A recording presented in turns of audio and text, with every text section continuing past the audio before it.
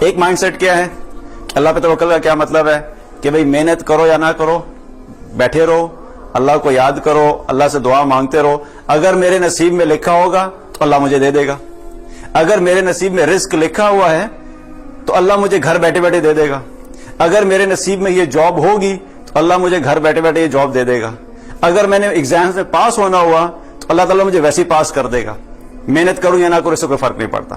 ایک یہ اوپینین ہے۔ دوسرا ایکسٹریم اوپینین کیا ہے؟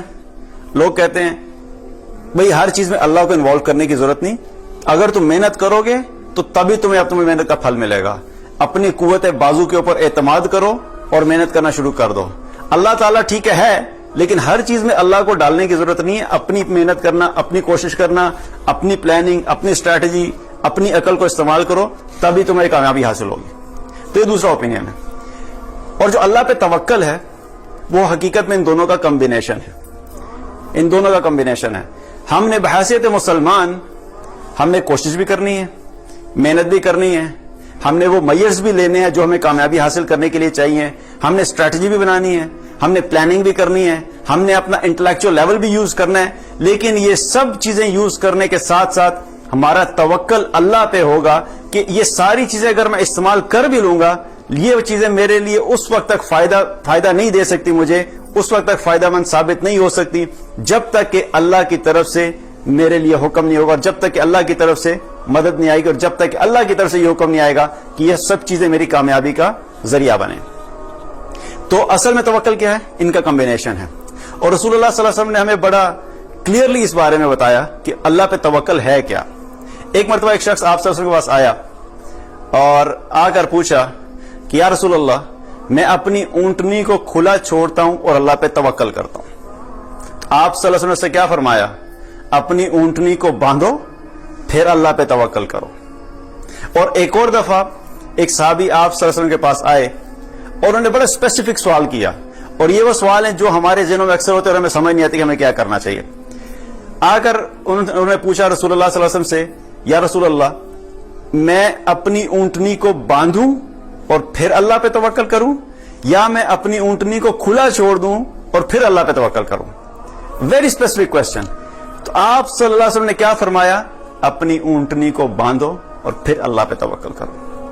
تو ہمارے لیے کیا میسج ہے کہ ہم نے اپنی طرف سے جو بھی کوشش ہے پہلے پوری کوشش کریں گے، محنت کریں گے، اس کے بعد اللہ پہ توکل کریں گے۔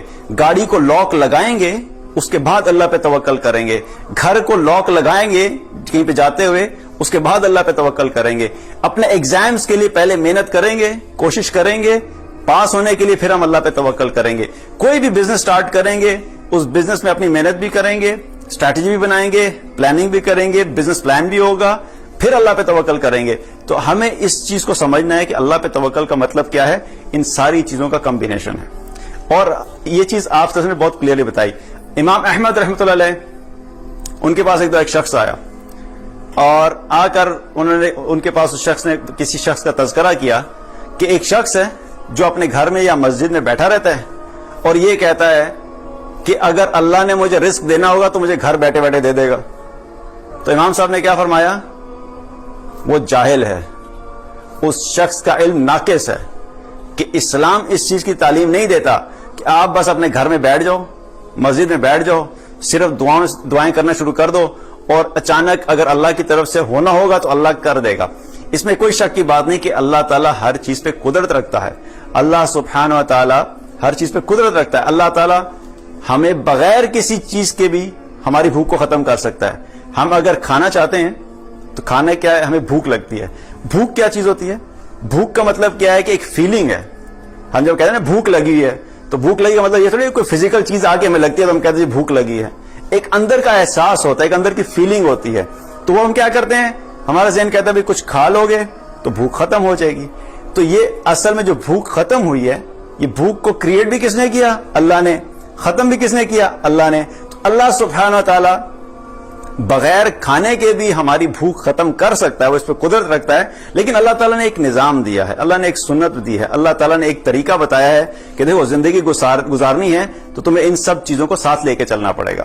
ایک اور حدیث میں آتا ہے، آپ صلی اللہ علیہ وسلم نے توکل سے متعلق کیا بتایا؟ آپ صلی اللہ علیہ وسلم نے فرمایا کہ اگر تم لوگ اللہ پہ वैसा तवक्कल करो जैसा अल्लाह पे तवक्कल करने का हक है, वैसा तवक्कल करो जैसा अल्लाह पे तवक्कल करने का हक है, तो वो तुम्हें रिस्क वैसे अता करेगा जैसे वो परिंदों को रिस्क अता करते हैं। अब जब इतनी सी हदीस जब हम बयान करते हैं तो अक्सर लोग इस चीज को क्या फरमाते हैं, समझते हैं कि भाई इसका मतलब क्या होगा, जैसे परिंदों को बैठे बैठे रिस्क मिल जाता है तो हमें भी बैठे बैठे रिस्क मिल जाएगा।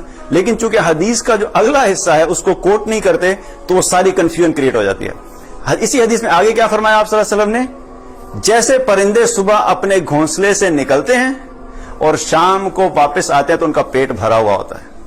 तो क्या मैसेज है हमारे लिए, बैठे रहने से नहीं हुआ, इवन परिंदे भी अपने रिस्क को हासिल करने के लिए अपने घोंसले को छोड़ते हैं, वो घर से बाहर निकलते हैं, सुबह से लेके शाम तक मेहनत करते हैं, जद्दोजहद करते हैं, कोशिश करते हैं, फिर शाम को जब वापस आते हैं तो उनका पेट भरा हुआ होता है।